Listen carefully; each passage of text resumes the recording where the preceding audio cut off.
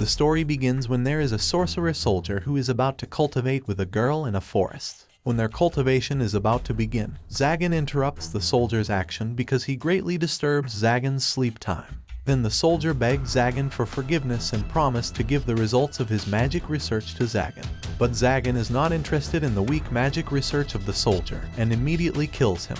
Of course, this murder incident shocks the girl and she faints. Zagan feels guilty because he provided an uncomfortable spectacle for the girl. Therefore, Zagan immediately restores the soldier's form, tidies up and cleans the girl's clothes from bloodstains. Then Zagan notices a cross necklace worn by the girl. Zagan understands that the girl is an apostle of the church and will return her there. Although apostles are enemies of sorcerers, Zagan still wants to do good to her. When Zagan is about to move the girl through teleportation magic, suddenly his magic is hacked by Barbatos as usual. Barbatos borrows Zagan's magic to teleport to Zagan's territory. Barbatos wonders why Zagan saved a girl from the attack of a sorcerer soldier. Zagan is known as a sadistic man.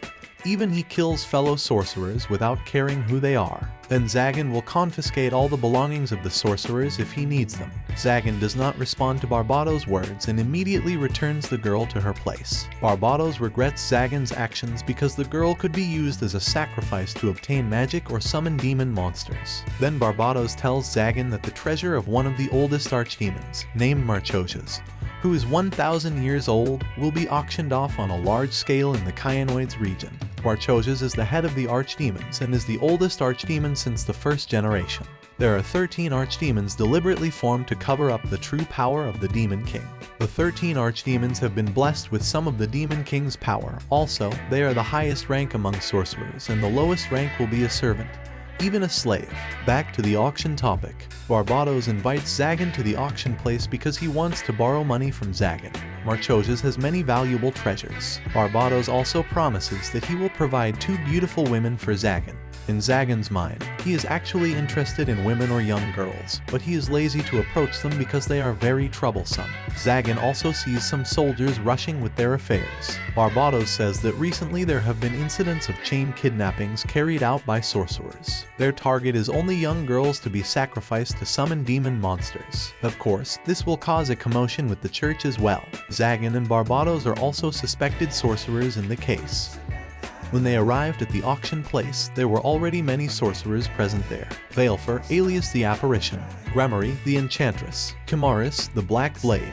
They are the strongest sorcerers who have become candidates for the next archdemon, including Barbatos, the Purgatory, and Zagan, non-alias. Since Marchosias has died, the current 12 archdemons are discussing who will be the next archdemon to replace Marchosias. Then the auction will soon end because they offer a slave who will actually be sent to Marchosias before he dies. When the auctioneer opens the slave's robe, it turns out she is a beautiful elf girl who is very rare in this world, and is auctioned at a very cheap price. Slaves can be used as sacrifices, and even as objects of pleasure for anyone who buys them.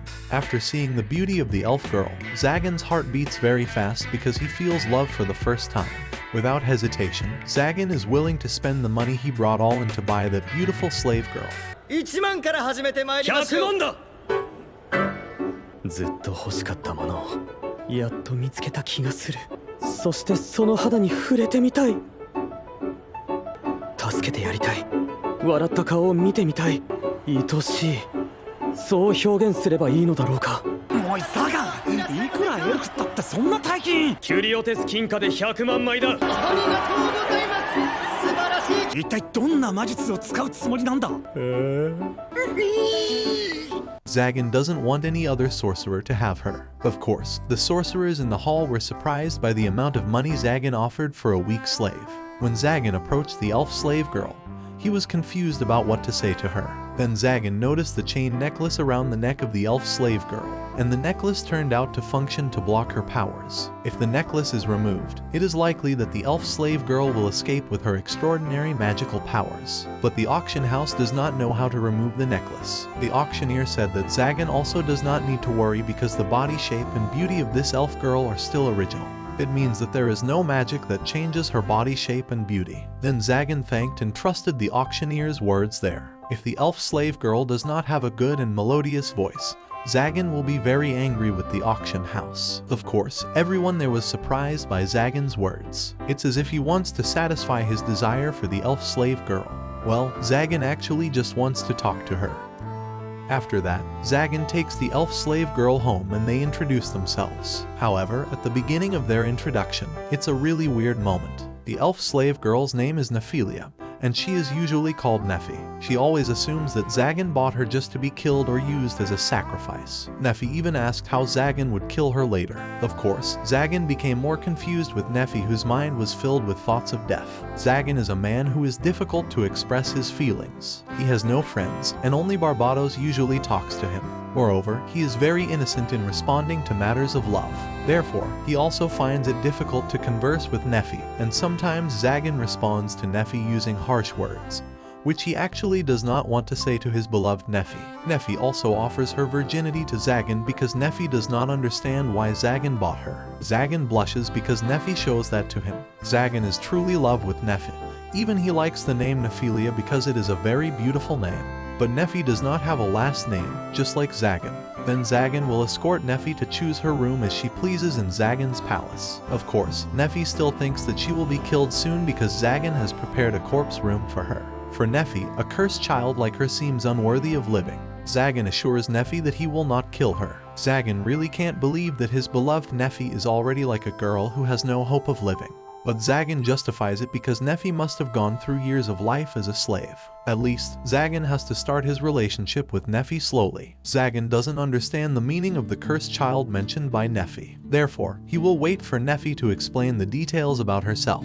Then Zagan finally succeeded in stating his intention that he intentionally bought Nephi because Zagan needed her. So, Zagan hopes that his beloved Nephi will not talk about death continuously. Zagan wants Nephi to live for Zagan forever. Of course, Zagan's words surprised Nephi, and Nephi agreed to comply with Zagan's wishes.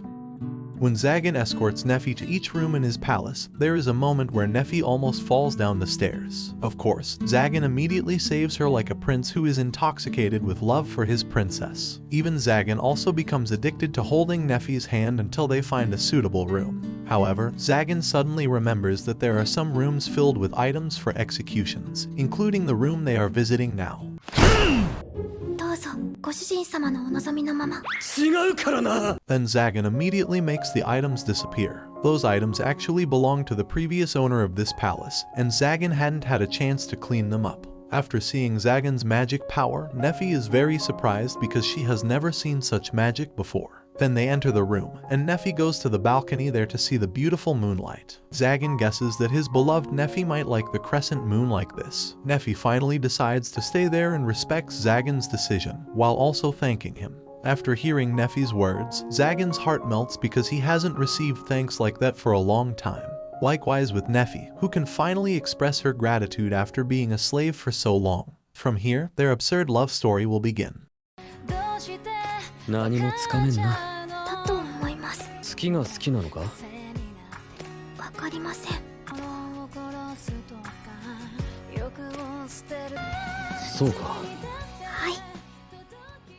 あなたの背中も息もこと